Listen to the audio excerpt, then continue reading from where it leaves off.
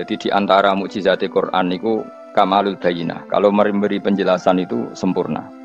Sehingga ulama mengatakan imanul muqallid, imannya orang-orang yang asal ikut kiai, asal ikut guru, asal ikut buku, itu mukhtalaf alaih.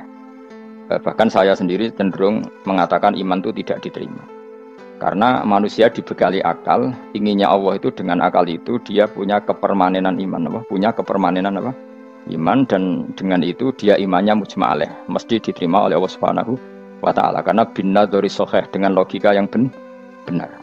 Dan logika yang benar itu gampang sekali.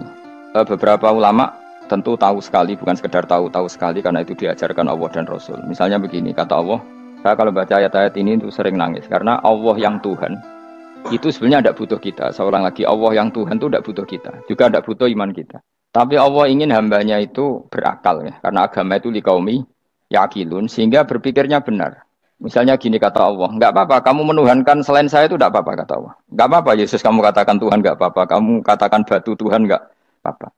Tapi tolong prosedur ya, prosedur atau persyaratan menjadi Tuhan itu kamu lengkapi, yaitu punya prestasi menciptakan langit dan bumi. Kalau tidak semua surun semen kata Allah, sementing urun gitu. Jadi sebetulnya itu kan rasional. Misalnya enggak apa-apa kamu merasa jadi presiden atau gubernur atau jadi wali atau jadi apa, yang penting prosedurnya dipenuhi. Itu kayak apa Allah baiknya pada kita. Sehingga saya berkali-kali, makanya menurut saya orang alim itu wajib memaklumatkan kalau dirinya alim, supaya jelas aturan mainnya. Yang dilarang Allah itu kan memaklumatkan alim, kemudian ingin hadun nafsi, ingin salam itu template dicucuk dihormati, itu kriminal. Itu orang alim gendeng, gendeng sekali. Karena khasnya orang alim itu tentu cari ridhonya Allah, bukan ridhol khalqi, bukan ridhonya apa? Makhluk. Makhluk itu la syai', ada siapa-siapa. Dan kita harus baku seperti itu. Kenapa kalau orang alim enggak memaklumatkan kealimannya itu dikatakan salah? Karena fungsi orang alim adalah membawa bayinat, membawa ayat-ayat Allah, bukan kepentingan apa? Pribadi. Makanya Rasulullah nanti duka ngendikan idza zuharatil fitanu wal bid'u falyudhiril alim ilmahu wa illa fa'alaihi la'natullah wal malaikati wan nasi ajmain. Jika zaman akhir banyak bid'ah, banyak kebodohan, maka orang alim wajib menampakkan kealimannya. Jika tidak, maka dia mal'un, dilaknati langit dan bumi. Karena sebetulnya logika tentang Tuhan itu gampang sekali. Saya ulang lagi ya. Saya punya sekian contoh betapa tauhid itu mudah. Jadi kalau ada orang bilang ikhlas itu angel, Gus, ya dia sendiri goblok karena nggak tahu logika apa. Ikhlas itu justru gampang. Misalnya kamu ngamal demi manusia, manusia itu umurnya hanya berapa coba? Kan pasti mati. Lalu kalau dia mati tidak berkutik, bagaimana Anda bersandar sama seseorang yang mati dan tidak berkutik? Sama-sama bersandar sama zat sing al-hayyul qayyum, sama zat yang abadi. Kamu latih terus akal kamu. Misalnya saya punya jamaah banyak, mereka itu kan nggak jelas surganya. Kok harap-harap syafaate piye? Soalnya jamaah aku mlebu neraka kabeh. Kan nggak mungkin nyafaati saya. Atau mereka mlebu swarga kabeh, wis do sibuk kelon mbek widadari. Mungkin ya ndak ngurusi saya. Jadi dua kemungkinan itu sama-sama ndak ngurusi saya. Mlebu neraka ya rasa nyafaati, kan mlebu swarga do sibuk napa? Ngeloni widadari karena trauma di bocah elek melarat macam-macam. Sehingga kiainya saja wis ora takok Gus Pak nang ndi wis ora takok. Wis ribet dhewe no. Nah, tentu saya juga sibuk sowan pangeran sudah itu makom saya sudah sibuk sowan pangeran. Kowe pesta seks sing kula sowan pangeran. Wa swargame ayate pokoke inna ansa'na gunna napa? Insa'a faja'alna gunna. Abkaro bar kelon dadi perawan neh berarti keloni serepet. Kula insyaallah melok daftar sing fa amma in kana minal muqarrabin farohu warihan. Jadi surganya muqarrabin itu enggak ada sifatnya. Di situ enggak dibakas bidadari makan-makan enggak, tapi farohu warihan. Satu surga yang sifatnya rohani. Karena enggak bisa disifati. Tapi saya daftar di situ ya hanya beberapa jam baru juga gabungkon. Sawangane kok karo rasane wong ayu juga keberatan. Ya tapi saya tentu punya dua kelas, saya punya kartu premium dan ekonomi. Saya enggak tertarik lah daftar yang premium dok nanti repot apa. Saya itu sering nangis kalau baca ayat seperti ini. Bagaimana Allah yang Tuhan kemudian enggak butuh apa-apa, tapi Allah saking baiknya itu membuat tatanan logika kita. Saya enggak akan bosan-bosan sampai sowan Allah. Bahkan andaikan saya masuk surga dengan faham ini, saya milih faham ini. Karena faham ini itu menguntungkan agama. Li'ilai kalimatillah. Sementara masuk surga itu hadun nafsi. Banyak ulama mengatakan, kenapa Anda tidak ingin mati? Padahal Anda mati masuk surga. Katanya, saya takut kehilangan momen sujud. Karena sujud adalah hak Allah. Sementara surga itu hakun nafsi. Keinginan saya. Tentu saya mendahulukan hak Allah ala hakin nafsi. Itu makam-makam yang... Dan itu nggak bisa Kamu copy paste, orang yang pada kelasnya akan merasakan seperti itu. Dan kamu tidak perlu minat, malah paham. Jadi sudah dengar saja, apa? Dengar saja. Begini misalnya, saya berkali-kali bilang, kenapa ulama dulu, saya ini kan di Sarang juga ngajar tauhid, dulu saya ngajar kubrul yakiniyat, di beberapa madrasah, termasuk di Sidogiri saya juga ngajar tauhid. Di sini saya ngajar tafsir, tapi yang saya titikkan juga tauhid. Begini, saya hidup di dunia ini, terutama saya memang ingin menerangkan tauhid, sebagaimana Allah menerangkan. Begini ya, Jubair bin Mut'im, saya tidak bosan-bosan cerita ini, Jubair bin Mut'im itu termasuk dahiyatul Arab, cerdas-cerdasnya orang Arab. Dia ditunjuk sebagai negosiator untuk membebaskan Asra Badrin, tawanan perang Badar yang kalah dan ditawan Rasulullah dan para sahabat. Kemudian harus ditebus dengan uang. Oke, disepakati. Terus singkat cerita Jubair bin Mut'im itu datang ke Madinah. Dulu karena tidak ada hotel, tidak ada penginapan, ya memang nginapnya orang musyrik itu di masjid. Ya sehingga itu lazim saja. Kamu tidak usah jadi liberal kemudian bilang musyrik boleh di masjid, ya tidak perlu seperti itu. Kamu juga tidak perlu goblok mengatakan nggak ada ceritanya orang musyrik ngidam di masjid karena ya ada tarehnya seperti itu. Jadi tidak perlu goblok, ya tidak perlu liberal. Paham ya? Kalau kamu bilang, wah nangono wong musyrik oleh nginep di masjid, kamu liberal. Padahal konteksnya dulu memang nggak ada hotel. Tapi kalau bilang nggak sama sekali juga goblok karena sejarahnya pernah ada. Milih nanti goblok apa liberal? Apa milih jelas?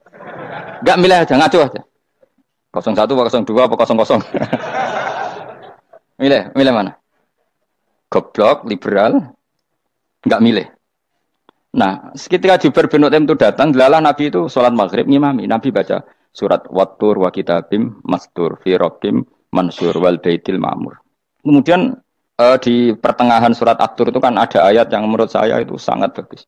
Sehingga di kamar saya, di rumah saya itu tak figur ayat itu. Bahwa kita harus dilatih berpikir. Kata Allah memulai argumentasinya, am khuliqu min ghairi syai'in. Apakah kejadian alam raya ini seisinya tentu diciptakan tanpa sebab. Misalnya begini, alam raya ini kata orang nihilisme atau komunis atau orang-orang paham nihilisme, itu kan dimulai dari ketiadaan. Logika ini kan goblok sekali. Berarti kalau alam ini kadung wujud, kamu kan tahu kan langit bumi sekarang kan wujud. Ya, langit bumi sekarang kan jelas wujud. Berarti logikanya adalah al-adamu yakhluqu makhlukon, sesuatu yang enggak ada menciptakan sesuatu yang itu kan aneh. Di mana-mana al-adam ketiadaan itu tidak mungkin yakhluqu syai'an atau yu'athiru syai'an. Di mana-mana ketiadaan itu tidak mungkin mengefeki sesuatu yang ada. Wong kamu sebut tidak ada itu berarti tidak mungkin bisa berbuat apa-apa. Karena namanya tidak ada. Sekarang alam raya ini dimulai dari ketiadaan. Terus kamu simpulkan sesuatu yang enggak ada menciptakan yang ada. Itu gendeng apa enggak? Oh ya gendeng sarap itu. Orang usah dipatahin wong gendeng. Sebarno yang mau mati dewi. Jadi makanya Quran menanyakan mereka, am khuliqu min ghairi syai'in. Apa alam yang kadung wujud ini kemudian disebabkan oleh sesuatu yang tidak ada. Lalu kalau sesuatu yang ada pasti diwujudkan oleh yang ada. Nah, karena yang ada ini pencipta harus berstatus super. Nah, super ini oleh ulama disebut wajibil wujud. Maka Allah bersifat super, wujud yang paling prima, yang kausa prima. Karena pencipta tentu kelasnya harus di atas yang diciptakan. Makanya disebut ulama dulu menyebut Allah itu apa? Wajibil wujud. Karena pencipta tentu lebih dahulu, maka harus disifati awal atau qadim, apa? Awal atau qadim. Kayak apa Allah mendidik kita? Am khuliqu min ghairi syai'in. Terus Allah bilang gini, ya enggak apa-apa, yang menciptakan enggak saya, enggak apa-apa kata Allah. Tapi amhumul khaliqun, kamu saja yang menciptakan, enggak apa-apa. Tapi syaratnya kalian juga harus merasa pernah ikut menciptakan langit bumi. Am khalaqus samawati wal ardh. Jadi, enggak apa-apa kamu merasa Tuhan, enggak apa-apa. Yang penting kamu merasa ikut nembok langit, ikut ngecor apa? Langit. Jadi pokoknya ikut bikin. Terus kata Allah, bala yukinun, kamu tak suruh merasa menciptakan langit bumi, kamu juga enggak merasa iya. Memang ya mereka merasa enggak kan? Akhirnya Jubair bin Mut'im saking enggak kuatnya. Am khalaqus samawati wal ardh bala yukinun. Am indahum khuzun.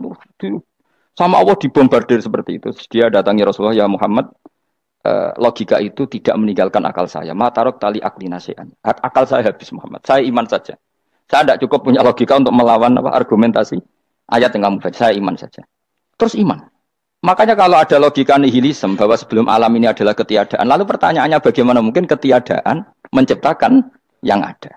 Di mana-mana ketiadaan itu la yu'atsiru syai'an wa la yakhluqu syai'an. Jenenge wae tiada. Tiada itu ya enggak ada fungsinya, ya enggak ada efeknya, enggak ada prestasinya. Ya pokoknya namanya enggak ada ya enggak ada. Nah, ini penting saya utarakan. Terus di sini Allah mengulang lagi, enggak apa-apa yang lainnya kamu katakan Tuhan jadi mitra saya enggak apa-apa. Tapi tolong kata Allah, aruni madza khalaqu minal ardi, tunjukkan ke kami prestasi dia ikut bikin bumi. Kita tahu misalnya Yesus, Isa lahir di bumi. Bumi sama Yesus dulu mana? Dulu bumi, dia lahirnya di bumi. Lalu dia melata di bumi, jalan-jalan. Kemudian dia mengatakan ini bumi Tuhannya saya. Jadi bumi kok enak, dhisik aku sih. Tua aku sih, bodoh-bodoh pangeran aku dong. Lebih apa? Tua. Jadi Allah itu gampang sekali. Nah sekarang orang iman itu kuat semua. Makanya ndak wali-wali. Imane mbek Allah taklid, njaluke aneh-aneh, njuk bojo ayu, sugih, jabatan. Bela Allah secara hujah aja enggak pernah, sudah minta. Makanya ini kita ini hidup di zaman yang saraf masal. Lho kula njaluk pangeran akeh-akeh kuwi, coba kamu bela Tuhan tuh pernah bela apa? Bela Tuhan tuh gampang dengan argumentasi al-hujjah yang supaya agama ini tamkin fil ard, benar-benar mapan dalam logika. Yaitu tadi di mana-mana yang namanya sebab itu amrun wujudiyun, di mana-mana sebab itu sesuatunya harus wujud. Paling tidak kita sudah menolak nihilisme. Apa? Nah, nihilisme. Lah wujud karena wujud awal harus berstatus prima. Lah prima itu dalam bahasa ulama disebut wajibil wujud. Makanya ulama dulu ngelatih kita itu pertama Allah itu siapa? Zat sing wajibil wujud. Itu satu filosofi yang luar biasa. Nah, kemudian setelah itu ada setan-setan kecil yang nganggur, yang iseng. Nah itu nggak usah kamu perhatikan. Tinggal delok TV, ngopi, terus tinggal nyate kelata. Enggak saya tamak, pingsan deh. Syukur-syukur stres deh. Dugaan saya, setan saya gue pingsan, kurang gizi. Karena memang setelah itu setan tuh udah gini. Lalu sebelum Allah jangan-jangan ada wujud yang lain. Lalu Allah sendiri awal mulanya gimana? Kata Nabi, jika ada pertanyaan seperti itu kamu harus berhenti. Tinggal delok TV, tinggal delok dangdutan.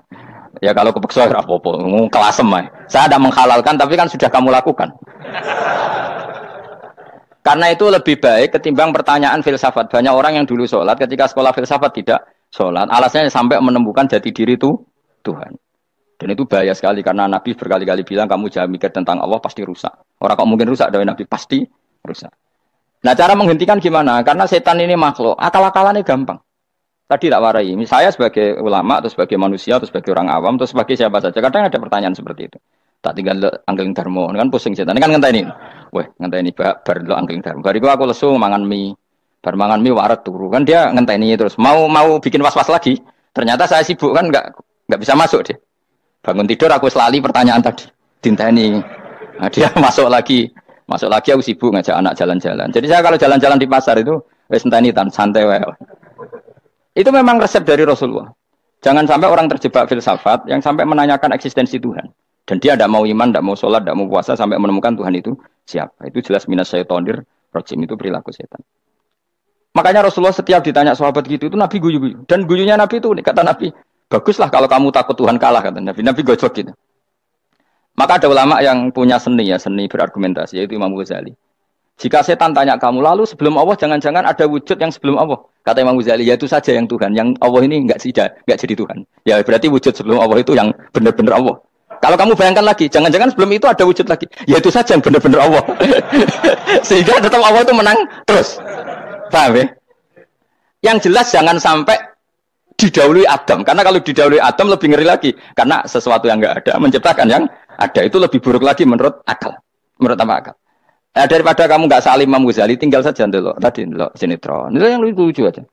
Tidak sing lucu-lucu.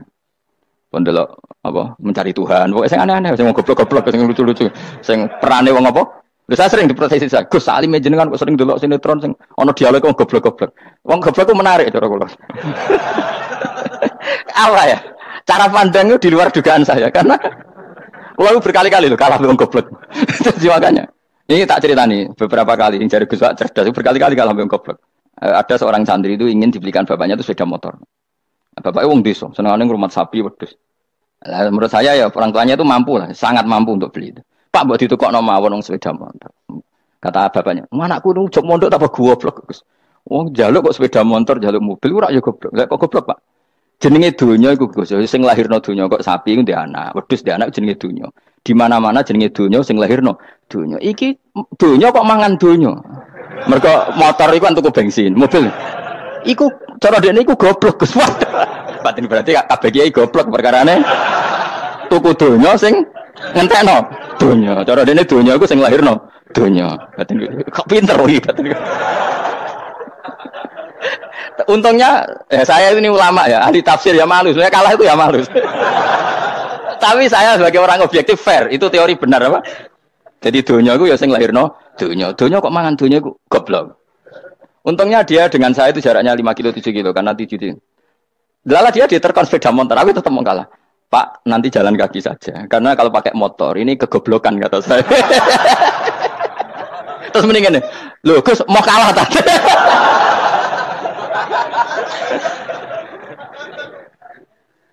Wah kacau. Singkat cerita dia bersikeras, nggak mau beliin sepeda motor anaknya karena di mana-mana dunia itu sing lahir no dunia, nggak boleh dunia kok mangan. Ini satu kegoblokan yang agak ilmiah tadi.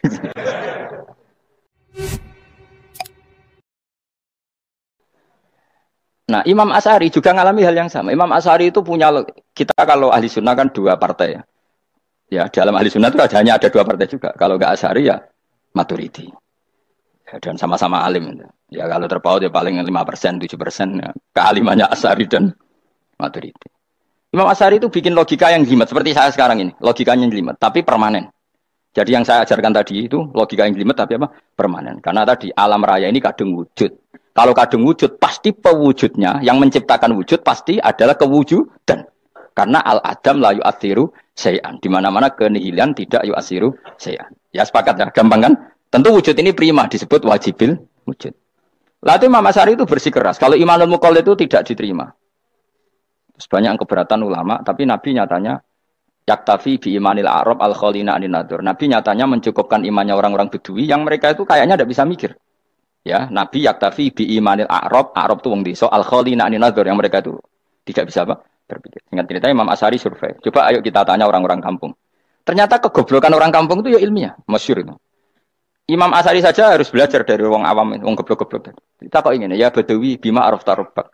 Kowe kok iman be Allah itu bima araf tarubak. Lalu kamu tahu Tuhan kamu atas nama apa? Dengan logika apa? Jawabnya enak. Al-ba'ratu tadullu 'alal ba'ir wa atharul aqdam yadullu 'alal masir. Angger ana tletong ya ana ontane. Angger ana bekas delamaane wong ya ana sing bar liwat. Jadi misalnya ada bekas teracak anjing, berarti anjing habis liwat. Ada bekas apa ular ya berarti ular harus liwat. Ada bekas teracak manusia ya berarti manusia habis liwat. La wa hadzal alam atharun min athari qudratillah. Alam iki bekas, mesti ana sing gawe. Jadi Mas Ari pinter juga, mesti logikane gak jelimet tapi angger ana tletong ana sapine. Ana teracake wong berarti ana sing bar liwat. Dia ngomong gampang wa asarul aqdam ya dulu alal masir. Nah, terus Imam Asy'ari habis itu ngendikan, ya sudahlah dengan logika apa saja. Meskipun kana dzuri hadal arabis bagaimana cara berpikir Bedui ini, sementing ada nazar. Apa ada nazar. Ya nazar apa saja. Misalnya orang ahli matematika mungkin bilang angka dimulai dari 1. 0 itu akal-akalane Khawarizm. Mergo ini kebingungan nulis 10. Tapi tetap angka itu dimulai dari 1. Kalau misalnya 1 untuk mecah kesulitan ya harus dimulai 0,1. Tidak bisa 0 tok. Jadi 0 dulu itu untuk mematahkan kalau jumlah itu tidak sampai 1. Tapi faktanya jumlah itu kan pasti 1 karena dimulai dari wajibil wujud. Khawarizm itu ya pintar matematika. Saya juga punya ilmu hisamnya Khawarizm. Itu kan dia karena kebingungan angka pecah. Misalnya 1 tidak sampai 2. Mau tidak mau harus ditulis 1,5 misalnya. Paham ya?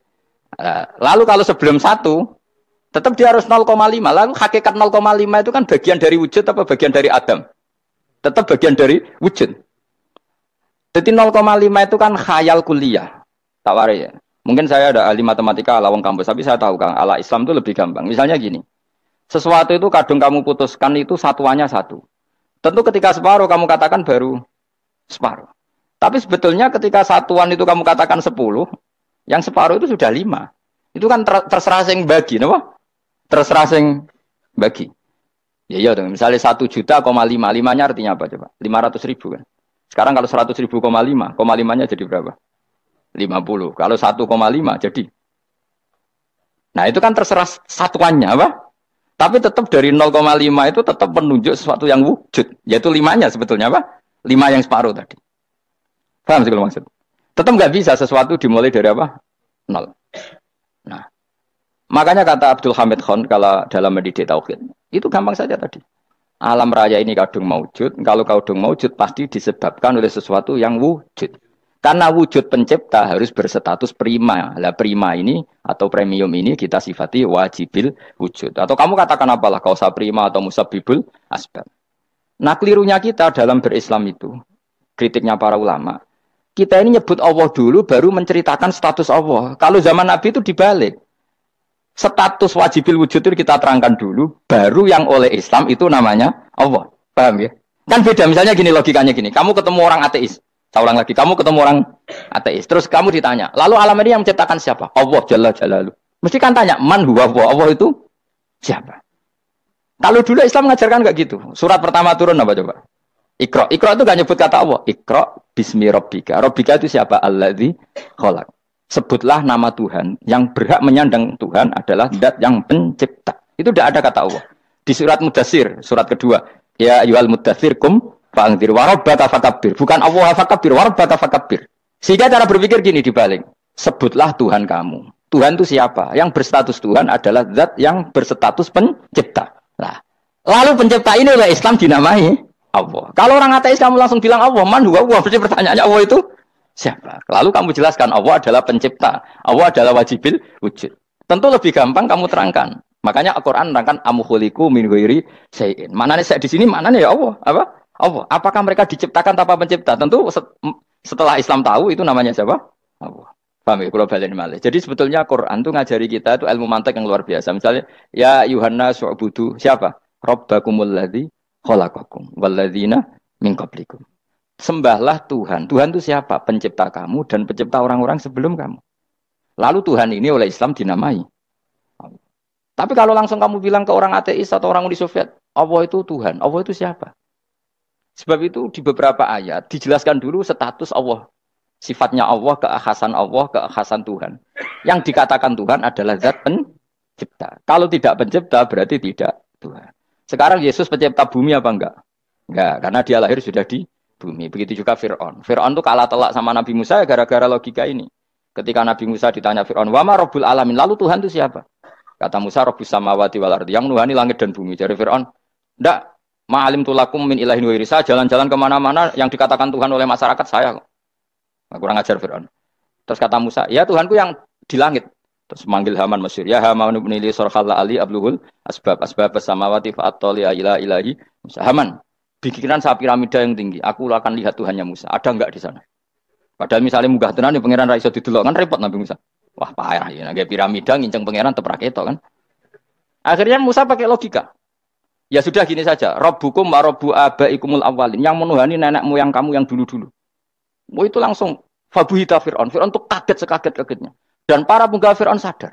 Wah, kalau Fir'aun yang Tuhan, babanya tanpa Tuhan. Kan Tuhannya balita kan gitu kira-kira. Tuhannya balita. Tuhannya barulah. Itu kan jadi logika yang mematikan. Kalau Fir'aun Tuhan, berarti babanya dulu yang wujud itu tanpa Tuhan. Karena Tuhannya barulah. Ini ada Tuhan kok datang terlambat ini kan. Akhirnya para punggawanya Fir'aun iman. Macam gendeng ya, Fir'aun itu gendeng. Itu pentingnya logika Rabbukum wa rabbu abaikumul awwalin. Nah sekarang orang tuh enggak belajar logika. Iman bi Allah orang mantep ning ati, ijek iso diguncang setan, jalukane wis aneh-aneh. Jaluk swarga, jaluk gak mutu cara ngono. Gak mutu. Makanya banyak wali kalau ditanya, kamu masuk surga sama sholat milih mana? Milih sholat. Kenapa milih sholat? Di surga itu demi hadun nafsi saya, poya saya. Tapi kalau saya sholat itu untuk hakku. Saya sebagai hamba, identitas kesejatian saya adalah menghamba. Soal nanti Allah bikin bonus surga silahkan. Maka sebenarnya masuk surga itu ada urutannya. Sebagai orang alim saya urutannya adalah berkampanye sesering-seringnya, membuat logika supaya orang mudah ke Allah dan Rasul. Makanya di Quran itu gak ada orang disuruh masuk surga dulu itu. Ya Tuhan nafsul mutmainnah irji'i ila rabbiki. Kamu kembali ke Tuhan kamu dulu. Bahwa kamu makhluk yang butuh Tuhan. Fadkhuli fi ibadi. Kamu masuklah berstatus hamba dulu. Kesetatusan Anda sebagai hamba ini matangkan dulu. Bahwa saya ini hamba. Dibuktikan dengan suka sujud, suka ngamal, suka sedekah, suka tawadhu. Saya sebagai orang alim sebenarnya gak suka mulang. Karena takut. Nak kue pinter kok nyanyi aku. Nak goblok sawangannya metodeku gagal. Kan dua-duanya ini merugikan saya sebetulnya. Saya ulang lagi ya. Nak pinter kayak nyanyi aku. Kan ya mungkin juga. Senajan rodok mokal mungkin. Sanggep aja rodok mungkin. Pemana nak sing ndik kan yo, biasanya hasud wong ndik. Mau itu sebenarnya rugi semua, tapi Allah yang memerintahkan hak wong alim kudu mulang. Perhitungan itu tak buang semua. Sing ape nyanyi nggih monggo, sing tetep goblok nggih. Monggo, pokoke Allah ngutus mulang ya napa? Mulang. Meskipun tadi potensinya itu dua-duanya buruk, sing alim nyanyi. Kemudian nak mubalek terus didol ilmu kurang to royalti tambah parah lagi. Nah, aku nggak pakai logika ikhlas. Pakai logika selesai semua. Disuruh Allah ya sudah. Saya ulang lagi ya. Makanya saya minta ya. Surat Tur itu dibaca. Makanya baca Quran itu jangan terlalu egois. Jaluk suwargo, jaluk suwargo. Statusnya dulu itu fadkhuli fi ibadi. Kehambaan Anda posisikan yang mantap. Lagi wadkhuli jannati. Sekarang enggak dibalik orang ini masuk surga dulu. Kayak surga di kapling. Terawih arang-arang gue jaluk Lailatul Qadar. Lailatul Qadar wis kliwat. Wingi wis Dzulhijjah wingi ben. Sebagian ulama berpendapat Lailatul Qadar itu fikul apa? Sanatin. Apa fikuli? Karena Lailatul Qadar berdasar nuzul Quran dan nuzul Quran itu bisa saja hari Arafah, bisa hari apa. Ada ulama mengatakan Ramadan, tapi bisa tanggal 1. Nah, kamu kan pemalas, ikut yang partai 21, 23. Karena kan wis akhir-akhir kan wis enteng. Sebenarnya Anda milih 21 berdasar ilmu apa berdasar enak anak terbatas waktunya kan? Kan lebih sempit apa? Lebih apa? Sempit. Ya saya ulang lagi ya. Jadi Allah kalau ngajarkan hujah itu gampang sekali ya. Tadi amkhuliku min ghairi syai'in. Enggak apa-apa saya ada Tuhan kata Allah. Tapi kamu harus punya logika. Alam raya ini diciptakan tanpa pencipta. Mau enggak kamu punya logika seperti itu? Bahwa alam ini yang wujud diciptakan oleh sesuatu yang tidak wujud. Mau enggak kamu punya logika itu? Enggak mau kan? Namanya wujud tentu diciptakan super wujud. Dan super wujud itu wajibil wujud. Dan itu Tuhan kita yang oleh Islam dinamai Allah. Bang, makanya nyebut Allah itu di surat-surat awal Quran tidak ada. Coba awal surat Quran itu surat apa coba? Iqra kan? Iqra itu ada enggak kata Allah? Enggak ada. Iqra bismi rabbika. Rabbika itu siapa? Allazi khalaq. Surat Mudatsir sama. Ya ayyuhal mudatsir qum fa'anzir wa rabbaka fakabbir. Ya sudah seperti itu. Ya ayyuhan nasu ubudu rabbakum. Rabbakum itu siapa? Allazi khalaqakum. Nah, kita ini keliru metode. Pemene wong tukang wiridan Allah, Allah. Tapi ra roh Allah iku sing sapa? Ya dia Allah, Allah, Allah. Dia nyifati Allah mau sing ngekei swarga, sing ngekei duit, sing ngekei widadari. Jadi Allah disifati sesuai selera yang menguntungkan dia. Bahwa Allah ini yang ngampuni saya, kemudian saya masuk surga, kemudian ngeloni widadari. Makanya kalau dia jadi wali tak demo, tak laporkan MK. Suluh. Karena ini wali pecundang. Bagaimana mungkin calon wali pikirannya khadun nafsi? Kalau lama gak gitu, mendikan Allah itu zat paling penting di dunia. Maka akan saya maklumatkan di dunia bahwa orang kembali ke Allah. Caranya gimana? Akan saya kenalkan Allah lewat logika. Caranya apa? Kita sifati wajibil wujud. Kita sifati Rabbukum wa Rabbu abaikumul awalin. Dengan sifat-sifat yang semuanya mengarah ke dikjayaan Allah Subhanahu wa taala. Itu jenenge kowe bener-bener ulama. Itu disebut bal wa ayatum bayyinatun fi suduril ladzina utul ilm. Makanya ulama itu orang yang luar biasa. Sampai disebut innama yakhshawaha min ibadil ulama. Ahli ibadah itu rapati wedi pangeran. Masuk wiridan istighfar nangis rapati wedi pangeran. Gayane tok nangis. Karena sebenarnya dia nangis wedi ra mlebu swarga. Mlebu swarga gak iso ngloni. Dari itu aja orientasinya itu. Makanya benar Kanjeng Nabi nak gojlok orang alim satu itu lebih utama dibanding 1000 ahli ibadah. Bahkan Nabi pernah ngendikan sangat ekstrim. Fadlul alim alal abid ka fadli ala adnakum kata Nabi. Keutamaan orang alim dibanding ahli ibadah itu sebagaimana kelas saya kata Nabi dibanding kelas terendah kalian. Padahal Nabi dengan Abu Bakar saja jaraknya sangat jauh. Itu kata Nabi fadlul alim alal abid ka fadli ala adnakum. Keutamaan orang alim dibanding orang abid sebagaimana keutamaan saya dibanding sahabat paling rendah. Karena tadi abid itu ada opportunisnya. Tapi kamu jangan benci abid loh. Karena kamu ya ora alim ora abid. Saya saja yang kritik, saya yang tanggung jawab di depan Allah. Orang abid itu kadang kan wiridan nganti nangis, pikirannya apa coba? Wis rasakno mungkin apa wiridan pikiran aja. Di sepuro dosane, terus apa kan? Mlebu swarga, terus apa kene swarga aku takok.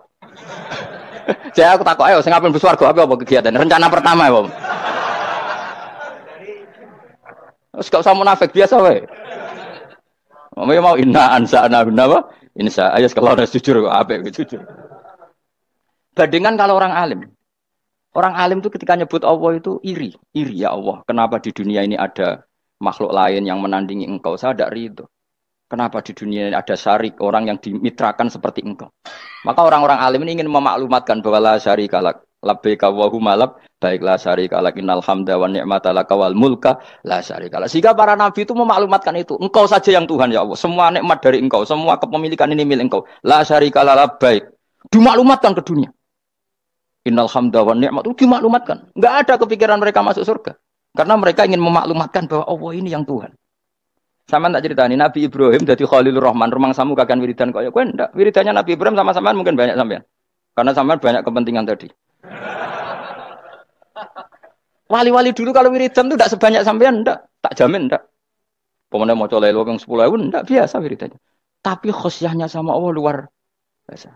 Pertama Nabi Ibrahim diangkat jadi khullah. Khullah itu ya Khalilur Rahman itu. Itu dia wiridannya gini. Ya Allah, innahu la yahzununi alla ara ahadan fil ghairi ya'buduka. Alla ara ahadan fil ardi ya'buduka ghairi. Sama saya hafal tadi. Memang saya hafalkan. Ya Allah, saya ini susah sekali. Kenapa zat sepenting engkau? Kemudian yang menyembah engkau hanya saya. Ini tidak fair. Makhluk yang enggak penting saja punya umat. Makhluk-makhluk yang enggak penting aja jadi pusat perhatian. Misalnya artis atau presiden atau gubernur atau tokoh top. Semuanya jadi presiden. Padahal semuanya itu makhluk yang enggak sepenting engkau. Ini zat yang sepenting engkau. Kemudian yang tahu kalau engkau penting hanya saya, ini tidak fair. Nangis dan. Nangis. Ini tidak fair. Innahu la yahzununi alla ara ahadan fil ardi ya'buduka ghairi. Saya ini susah Gusti, susah sesusahnya. Zat sepenting engkau, kemudian yang tahu kalau engkau penting itu hanya saya. Wah ini tidak fair. Loh, coba kalau orang mencintai sesuatu kan gitu. Misalnya kita bojo ayu, kemudian wong liya kabeh darane elek, mangkel ora? Mangkel enggak? Kamu beli Alphard. Kamu kira itu mobil mewah. Kemudian orang nyejajarkan podo mek keri, mangkel enggak? Semua kenikmatan tuh kita nikmat karena itu diakui ya enggak? Wes gunane apa kayak di Alphard gawe ning Gunung Kidul. Terus wong darani ngono iku padha mek keri ambek kejangke mangkel ora kira-kira. Enggak penting mewahnya ini tetap butuhnya pengakuan. Coba misalnya kamu jadi presiden hidup di dunia orang sufi. Sing darane wong penting wong saleh ahli sujud ora kakuat iki. Keteko di Barno. Karena itu dihormati situ hanya orang apa saleh. Kakuat gak? Oh kakuat gak? Atau kowe dadi artis top teko ning daerah Gunung Kidul mung desa-desa terus diundang lek. Oh mangkel kae. Le bayang dong.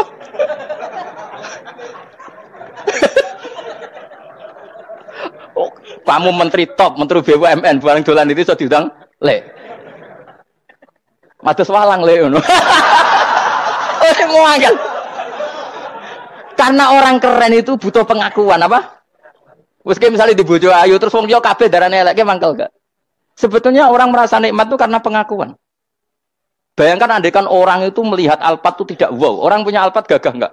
Oh enggak gagah. Kalau orang lain enggak bilang apa? Oh. Ya mau misalnya digoning desa terus. Orang desa nganggap kamu model tepak terus. Terus saya mau. Badhe numpang wedhus kula angsal Pak. Kagak habis kan. Makanya branded itu harus dimaklumatkan. Nah, itu bayangkan Nabi Ibrahim. Zaman itu ada Raja Namrud yang dipuja-puja, ada orang kaya dipuja-puja. Kemudian engkau yang Tuhan, pemilik langit bumi, enggak ada muja-muja engkau. Ini enggak fair ya Allah. Nangis. Orang kok kowe eling pangeran sak jam, swarga Gusti. Dasar gak bakat wali.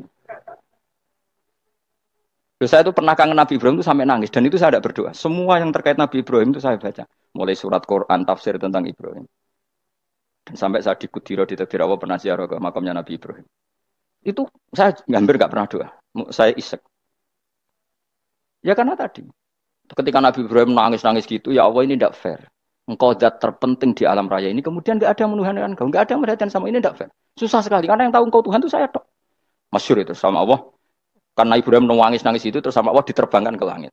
Itu disebut wagadhalika nuri Ibrahim malakutas sama Allah. Di langit ada jutaan malaikat sujud, jutaan malaikat rukuk, jutaan malaikat baca tasbih. Nabi Ibrahim, oke Gusti kalau gini ya benar, ini baru benar kata-kata. Makanya terus Allah dengan keangkuhannya, karena Allah punya sifat angkuh dan itu sah walahul kibriya. Kan sifat angkuh baik untuk Allah tapi tidak baik untuk makhluknya. Dan Allah dengan sifatnya walahul kibriya.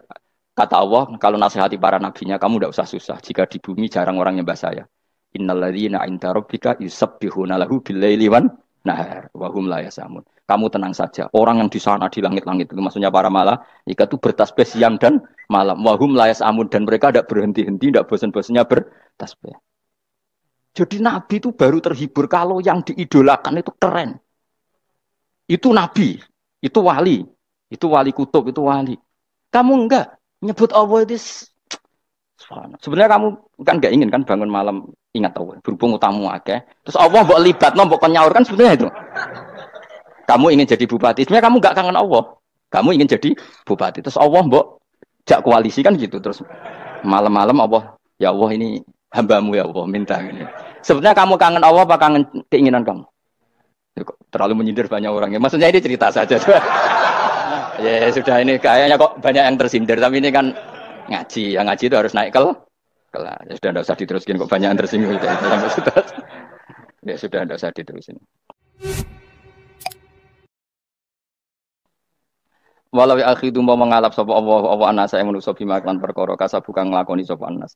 Minal ma'asi sing pira-pira maksiat. Mataroka. Mongko ora ninggal sapa wa ta'ala dzuriya ing atase dhuwure artayil ardi min dabatin saking kewan apa wae. Nasama tegese kewan tadubu kang melata punah sama alih ing atase arat. Kalau saja Allah ingin merusak manusia karena dosa-dosanya, pasti tidak disisakan beberapa sesuatu yang jadi kebutuhan manusia, termasuk dabam, misalnya nggak ada hewan, nggak ada tanaman, nggak ada apa saja di bumi, karena Allah ingin mengadab manusia. Tapi nyatanya di balik mereka maksiat tetap fasilitas kepentingan manusia ada karena sifat ghafurnya Allah, sifat rahmannya Allah. Walakin yu akhiru tetapi ini ngakhirna sapa wa hum wong akeh ila ajalin temu kamaring batas musamman kang wis ditentokno. Yaumil kiamat tegese dina kiamat. Fa idza jaa mongko nalikane teka apa ajaluhum ajale wong akeh fa inna wa mongko satuna wa ta'ala iku kana ana sapa wa bi ibadihi kan kaulan wa basiran dat sing mirsani. Fa yujazi mongko males sapa wa ing wong akeh ala amali ing atase ngamale wong akeh. Carane ngemalas Allah tentu profesional atau prosedural bi isabadil mukminin kelawan ganjar wong mukmin wa iqabil kafirin lan nyiksa wong kafir. Ya jadi Quran itu gunanya ya membuat logika yang benar supaya orang itu menghindari kesalahan. Jadi menakut-nakuti itu kalau nggak harus tentang neraka, takut dari kesalahan, takut dari kebodohan. Kan kita juga takut kan punya pemimpin yang salah, takut punya kasus, takut kepleset. Ketakutan tidak harus dari neraka.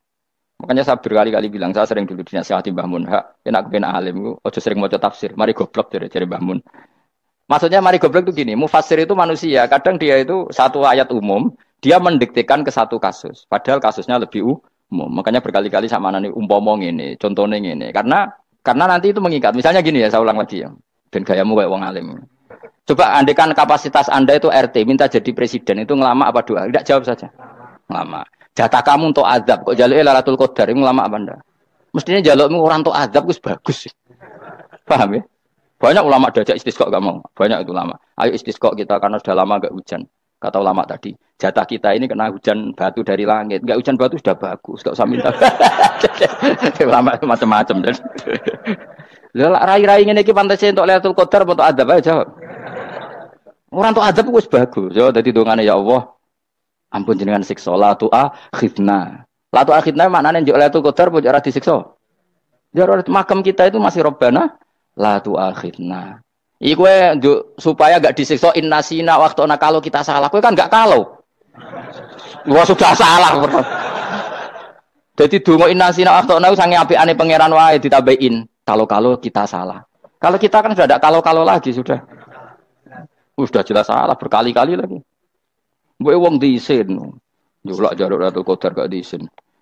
Tapi oleh wong pangeran apian. Pangeran kan tapi misalnya pangeran ora aku luwe apian timbang aku. Jadi sowe disahno permintaan. Tapi gak dikabulno. Mau disahno tapi ora usah apa? Disahno iku iman jalin yen wong goblok piye meneh kok macam-macam. Makanya doa paling fair itu ya Rabbana dzalamna anfusana wa lam taghfir lana wa tarhamna lanakunanna. Makom kita itu di sepuro pangeran. Sing bener donga wong tarawih lho ning Tuban ning Jogja wis bener apa innaka afuwun karim tuhibbul afwa fa'fu anna. Ora ana guru-guru kita donga ya Allah anilna lailatul qadar ya Allah ka ora saraku kiye kita ora ana ngajarno ngono ya Allah innaka afuwun karim tuhibbul afwa fa'fu anna. Jenengan kandat sing kathah nyepurane lan seneng nyepuro himpun jenengan sepuro. Iku bagus sudah bagus. Lailatul qadar gresuk ndelok srengenge terus delok angin. Angin daerah Gunung Kidul banter terus aneh-aneh. Boy wong tahu diri, maksud kula nggih tetep minta Lailatul Qadar tapi tahu diri. Misalnya suwe bar sedekah, poso bar salat 1000 rakaat terus utang mesti sahur. Sampai togo-togo sing mbok dolimi jaluki sepuro. Pas kowe tenan mergo ngrasa ora dolim, nduk Lailatul Qadar. Tapi kira ngrasa ora dolim wis ujug sombong. Wong sombong ora berhak meraih.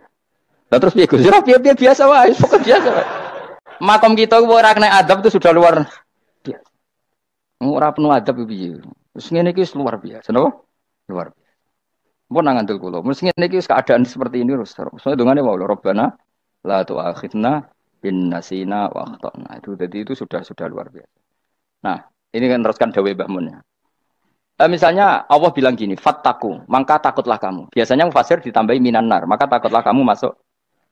Sebetulnya yang perlu dihindari dari kita, takut itu ya, takut salah, takut bodoh, takut terdolimi, takut mendolimi orang lain, takut hidup tidak ada gunanya. Tapi mufasir tentu milih yang populer, takutlah kamu dari api neraka. Coba misalnya gini, kita nanti masuk surga. Kemudian zaman di dunia kita tidak pernah berkampanye ya atau berkontribusi untuk agama Allah. Cara saya itu izin. Kata Imam Malik, saya masuk surga. Kemudian orang yang mencintai saya masuk surga itu saya malu. Rasulullah juga gitu. Saya sebagai pemimpin umat, saya malu masuk surga. Dan satu dari umat saya masih masuk neraka. Jadi ulama dulu tuh ketakutannya bukan sekedar masuk neraka. Takut malu, takut bodoh, takut keliru, takut. Saya misalnya nanti masuk surga itu malu dengan saya tidak pernah ngajar tafsir Jalalain. Malu saya. Karena katanya Allah, hak kenapa pun swarga? Terus diberi swarga. Tapi kalau pernah baca tafsir Jalalain kan anak keren nih. Keren artinya saya pernah mengkampanyakan Quran, pernah mengkhidmati Quran, pernah ngitmai kitab engkau ya Allah. Saya pernah ngitmai umatnya Rasulullah yaitu sampean kabeh. Pernah mulang, pernah sowan. Lho saat tiap bulan sowan jenengan gak sopan tapi. Mulane kira usah bales sowan rono malah ganggu aneh-aneh. Kadang santri yo pidol, wis diulang cek sowan. Orang tuh kiai kalau sudah di rumah tuh milik keluarga biar fair. Bermulang cek assalamualaikum. Terus kiai ini kagok keluargane ku kapan? Boyo mikir bocah ora karo-karuan. Jadi seneng ya di ilmoni, napa seneng ya di ilmoni. Saya ulang lagi ya.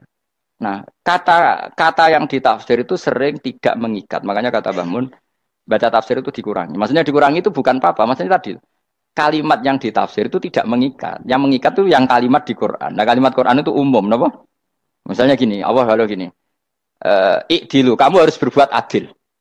Lalu adil itu misalnya mufasir menafsiri, adil itu menyamakan di antara dua orang konflik.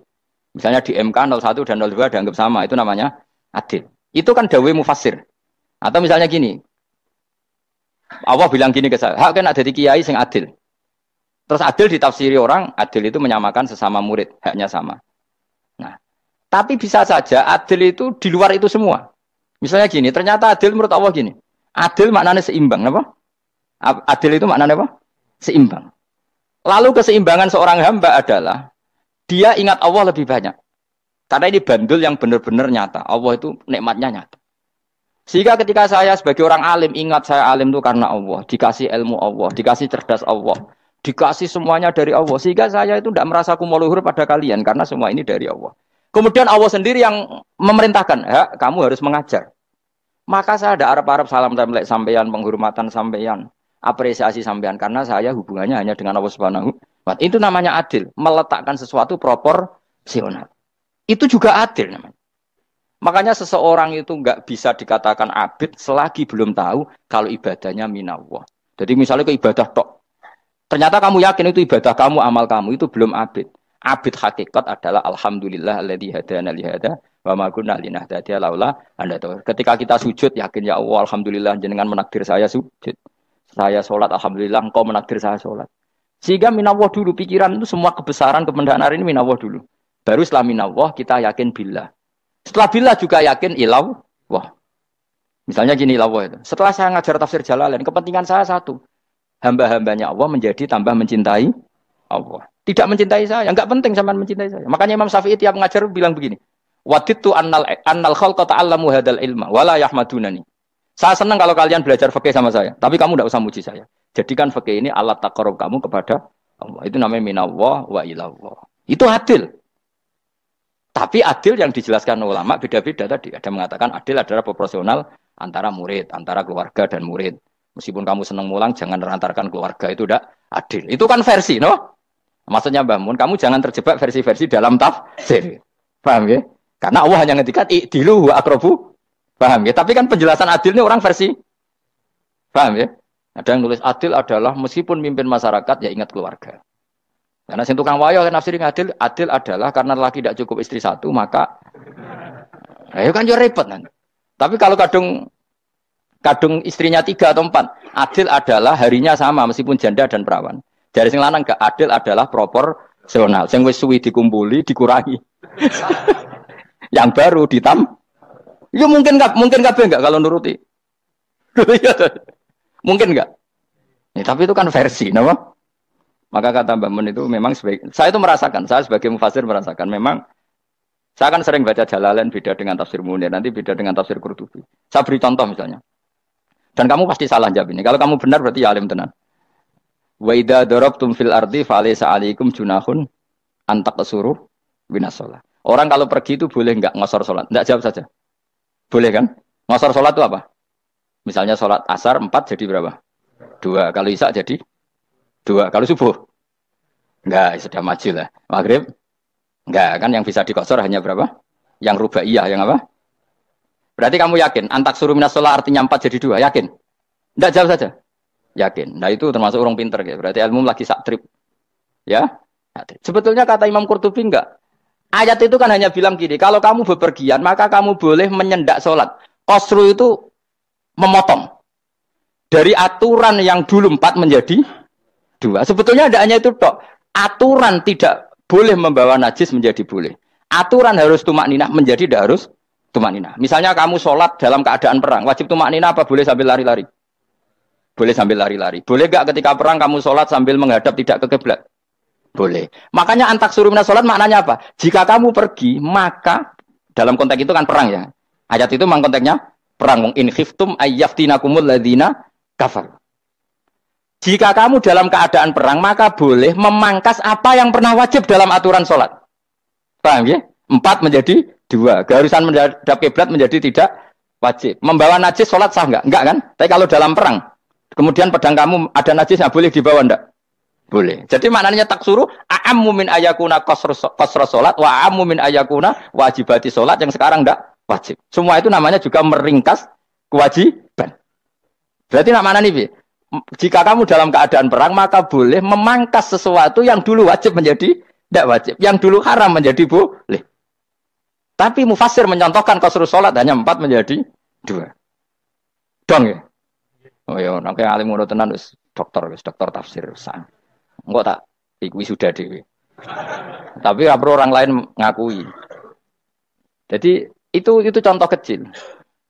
Jadi mufasir karena kebetulan dia tahunya hanya qasru salat itu 4 jadi 2, dia itu. Padahal di tafsir lain diterangkan qasru itu artinya menyingkat atau mencendak atau memangkas. Dulu wajibnya salat itu enggak boleh bawa sesuatu yang najis. Tapi kalau salat dalam keadaan perang dan pedang kamu ada darahnya boleh enggak dibawa? Boleh, bahkan Allah menyuruh dibawa. Dan boleh enggak madhep kiblat. Fa in khiftum farijalan auruk banataki fa idza amintum fadhkurullaha kama 'allamakum. Ketika keadaan aman baru salat sesuai standar. Nah, berarti kan ada qasru salat, ada pemangkasan aturan salat. Kayak misalnya begini. Dalam keadaan normal boleh enggak kamu motong pohon pisangnya tetangga tanpa izin? Enggak boleh kan? Tapi misalnya ada banjir bandang, kemudian kamu bisa selamat kalau motong itu. Wajib izin apa malah haram izin? Haram izin, harus kamu langsung potong. Karena kalau tanpa begitu kamu tenggelam. Dan yang punya wajib meridhoi. Kalau nggak meridhoi disalahkan syarak malah. Paham ya? Jadi ini penyolongan yang wajib. Tapi tak sebab potong kayak ngelangihin. Terus gedangnya berpangan. Itu berlebihan. Karena Allah memaklumi hanya untuk ngelangi. Jebule wis menisan lah itu di luar izin syariat apa? Di luar izin syariat. Itu melampaui batas itu. Syaratnya boleh itu ghairu baghiw wala famani turra itu darurat syaratnya ghairu baghiw wala dan tidak boleh melebihi batas. Ora ape ngetok gedange jupuk sik sing mateng dipangan terus diketok. Ora oleh. Paham jelas ya. Makanya kalau ngaji tafsir ya saya kan berkali-kali ada makna di tafsir Imam Suyuti saya tambahi umpamane ngene. Maksudnya umpama itu supaya contoh itu tidak mengikat. Jadi yang disebut beliau itu satu dari sekian potensi ribuan contoh. Ya kayak tadi misalnya antak suruh minas sholah. Itu umumnya ulama membayangkan qasru sholat yang 4 jadi 2. Padahal enggak, maknanya meringkas aturan dari wajib menjadi tidak wajib. Bahkan sebagian aturan itu dikatakan haram, tidak haram. Itu tadi misalnya bawa najis atau teman kamu mau dibaca orang kafir terus kamu bilang, "Hei hati-hati." Itu tidak batal kalau dalam sholat siddatil khauf. Paham ya? Jelas. Semaju lah. Malam terus likur. Lelatul. Aku wis gumen mbek wong-wong itu. Bingung ora ilmune wong-wong. Ma unzira abahum lam yungdaru tegese ora den kei wedi sapa ngangge fi zamanil fatrah ing dalam zaman fatrah. Ya sama seperti ini. Orang tidak mendapat ingdar itu fi zamanil fatrah, zaman enggak ada rasul.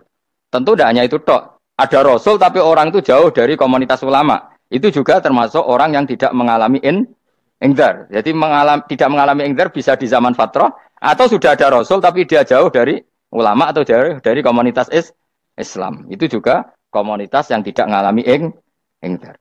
Fahum mengkote wong akeh kaum iku khafidun lali kabehane imane sing iman parustilan bener.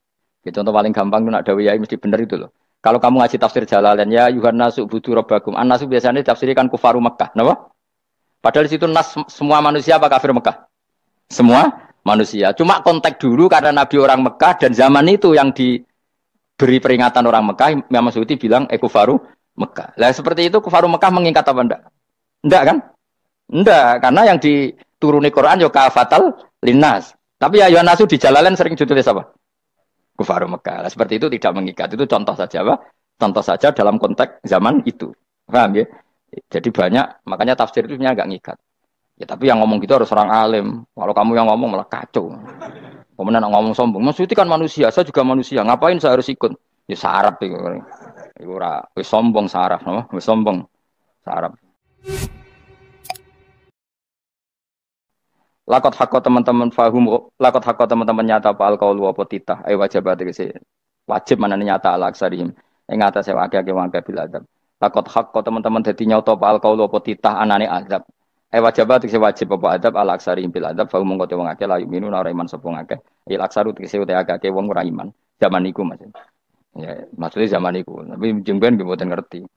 Tapi yang mungkin batu Isa itu semua orang iman, tapi ya banyak yang setelah iman itu tidak bermanfaat lagi karena wes napa matahari terbit dari napa barat. Hina la yanfa'u nafsan imanuha lam takun amanat min qabl. Inna saat temen ingsun ujalna ga ingsun fi anaqihim. Ing dalem gulu-gulune wong akeh tak gawe aghlalan ing blengku. Bi ayu doma gambar bi antu doma gambar sento dewi kumpulno ilaha maring anak apa di tangan. Di anal gel lah karena saat menegil iku yajma'u sing ngumpulno gel al yada ing tangan kal unuk maring geger maring napa gulu-guri lho jenenge unuk. Wong Arab nak darani kene ku unuk, nak darani kene ku nakher. Ya jare wong Arab, ya kene iki unuk, kene iki nakher. Lah gulu niku ngeten, tangan ditakok teng napa? Napa? Gulu. Napa jenenge? Cidok niku cidokne. Sing guri-guri. Faya mengkote tangan ila aidi kumas muatun ting kupono ila atkoni maring dagu. Niki lho jenenge dagu. Jam udzakonin waya mustamaul lahyan. Kumpule dua dagu atau dua wang nak cumanan. Fahu mengkote wong akeh mukmahuna iku dadi bunder sapa wong akeh. Manane rafiuna ngangkat wong akeh usaha ing sirahe wong akeh. Lastati una ora iso mampu sapa ngake khodaha ing ngendekno ruus. Meneh dhewe maksudi wa ta iki mutamsilun mu bayangan, mu tamsil gambaran. Mulane kula gumun mbek ulama riyen. Tak contohno ya, nek ulama dhisik utop, wong dhisik nak darani bun neraka digludungno. Wong kafir sok ben digludungno ning neraka. Iku ya pancen ngalim tenan wong dhisik. Mergo gambarane ngene, ora usah praktekno sok ben, praktekno saiki wae. Nak praktekno sok ben kowe sok ben mlebu neraka. Dadi ngeten wong nak lungguh ngene, wong Arab nak darani iki ason-ason. Terus ngeten. Ngeten. Niki kan niki jenenge apa? Dengkul. Dengkul itu kena dagu, terus tangan kena cidok. Dadi ngeten. Dadi wong wis dalam keadaan bunder. Paham ya? Lah melane malaikat karek nyaduk terus gludung-gludung ngono. Paham ya?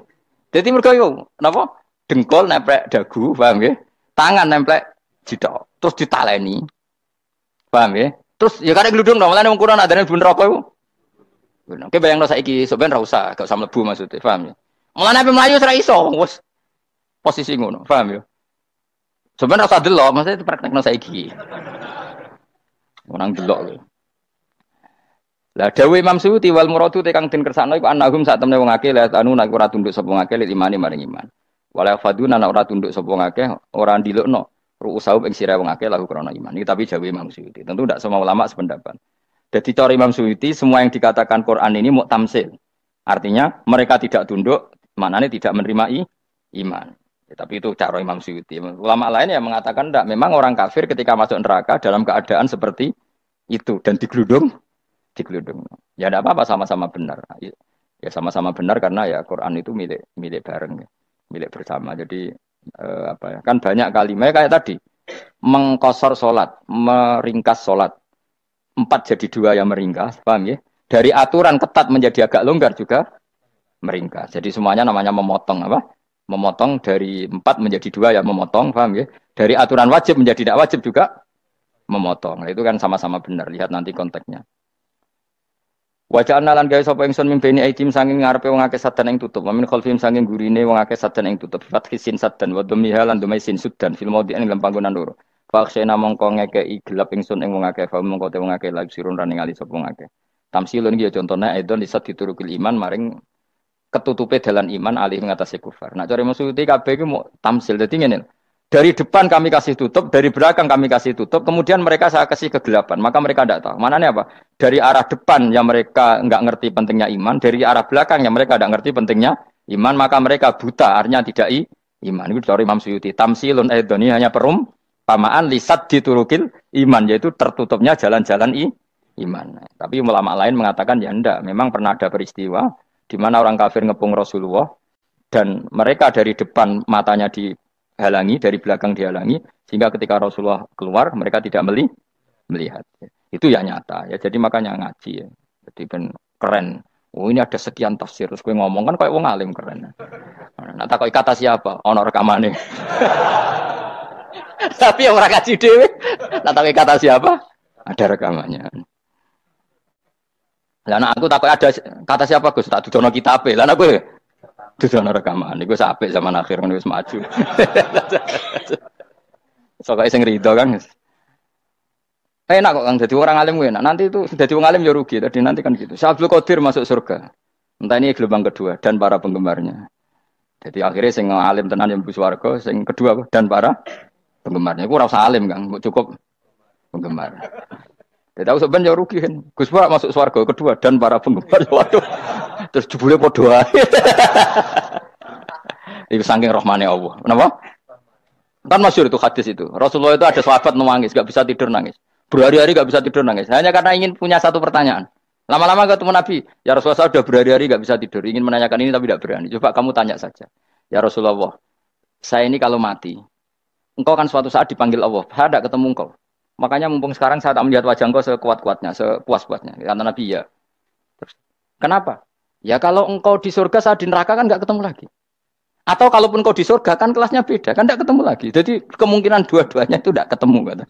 Karena tadi bisa aja, ya artinya Nabi karuan di surga, saya di neraka enggak ketemu. Atau engkau di surga, saya di surga pun beda kelas, ya enggak ketemu.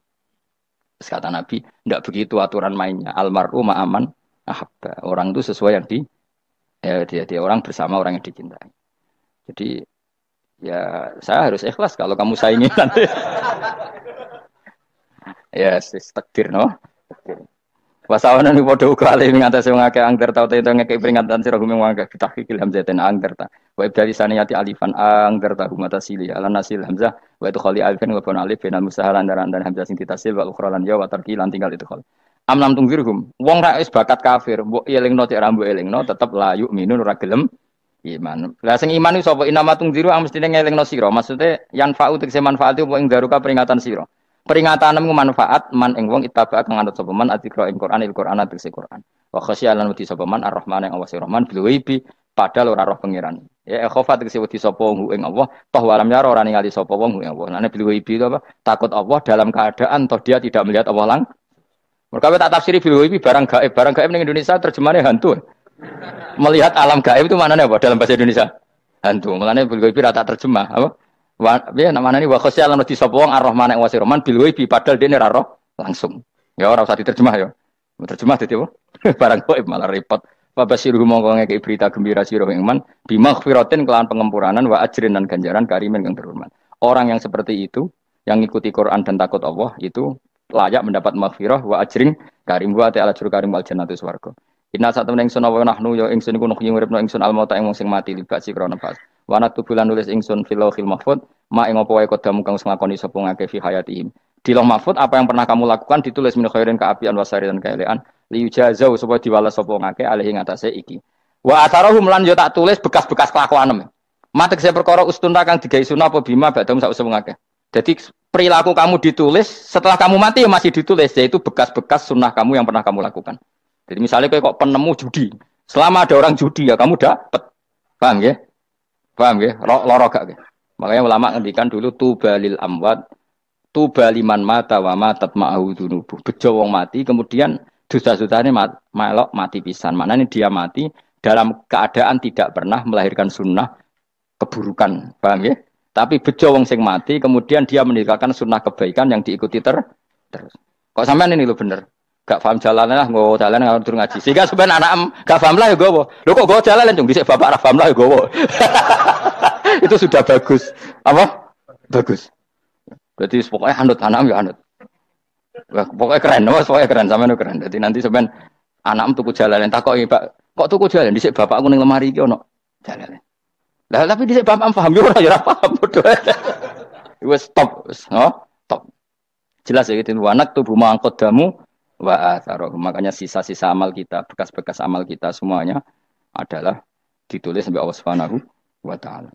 Mulane kula kepengin jenengan nate syukuran, pisan-pisan nate syukuran. Pertama anak kita bisa sholat. Guling-gilingan banyak orang syukuran perkara ulang tahun. Kenapa pertama anak kita bisa sholat, kita tidak pernah apa? Syukuran. Padahal sholat itu yang menjadi identitas anak kita, kehambaannya ila yaumil qiyamah.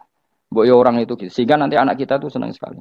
Itu saya itu kalau agak marah, itu anak saya yang paling kecil, baru umur 6 tahun. Itu tahu-tahu bilang, "Pak, saya sudah sholat." Karena dia tahu, saya itu paling terhibur kalau ada berita sudah sholat. Jadi itu penting, supaya orang itu tahu orientasinya bapak itu sholat. Jadi jangan sampai terus anak kita kalau ulang tahun syukuran, tapi pas sholat kita dingin-dingin saja. Lama-lama anak kita berperasaan sholat itu tidak penting. Buktinya apresiasi bapak biasa saja. Itu contoh kecil. Sehingga nanti tertanam, anak kamu tertanam, nanti cucu kamu tertanam. Jadi itu namanya asar apa? Asar. Jadi harus seperti itu. Jadi ya itu namanya asar. Makanya Nabi Ibrahim nggak berani minta uang sama Allah, minta rezeki nggak berani. Tapi kalau dia menyebut sholat dulu baru berani. Robbana liyuqimus sholah faj'al afidatam minan nas tahwi ilaihim warzuqhum, kata Ibrahim, supaya mereka kuat sholat ya Allah. Nggak apa-apa kamu kasih makan supaya kuat sholat. Karena kalau Nabi Ibrahim hanya berdoa, ya Allah kasih mereka makan. Nah, gue zino, gue demenan, gue judi. Nabi Ibrahim melok dosa. Makanya dimulai Robbana liyuqimus sholat supaya mereka kuat sholat ya Allah. Enggak apa-apa mereka kasih makan. Jadi supaya ini sholat jadi pokok. Kenapa kita makan? Supaya kuat sholat. Andai kan Ibrahim hanya berdoa supaya kasih makan mereka. Kemudian kekuatan itu dipakai maksiat. Ibrahim kan ikut dosa. Itu sirinya kenapa doanya Robbana liyuqimus sholat. Ya. Jadi kata liyuqimus sholat didahulukan. Apa? Supaya mereka kuat sholat. Maka kasihlah makan. Kasihlah rezeki. Jadi supaya sholat jadi pusat orientasi. Itu harus dilatih. Ya tentu kamu ngelatihnya ya sidik-sidik. Wong anak esopo kan gitu. Tapi ini kan cerita aja. Maksudnya orangnya biasa lah. Maksudnya biasa lah. Maksudnya aku mau cerita. Kue gelo ya monggo. Terus mutung ra ngaji ya monggo. Gampang. Kue ra ngaji. Aku golek murid kok kue gampang. Kue golek guru kok aku kangelan. Ya maksudnya sing gelem ngalah teko ini kan. Oh liane larang yang nyewane. Wa asarohum. Lan bekas-bekasnya mereka. Makanya ketika Ahmad bin Hambal itu ahli hadis. Karena selagi riwayatnya dia dipakai, orang tahu Rasulullah itu karena ahli hadis. Benar yang paling hebat tentu qala Rasulullah. Tapi apa artinya qala Rasulullah kalau nggak diriwayatkan dari ulama sampai kita. Tapi apa artinya sampai kita nak gak ono sing ngalahi mocong ini ki. Burohno mocong ini. Paham nggih? Ayo jajal ke tuku kitab Musnad Ahmad. Nak ra roh gubedi larang ngono tok. Mergo ora ono sing maca ra roh isine, paling kenangan apa? Gudi larang. Tapi baru kayak sing maca kemudian bisa. Ini juga asar. Cuman kowe oleh niru aku semati ngorek jalan. Oleh niru. Tapi aja niru sesate.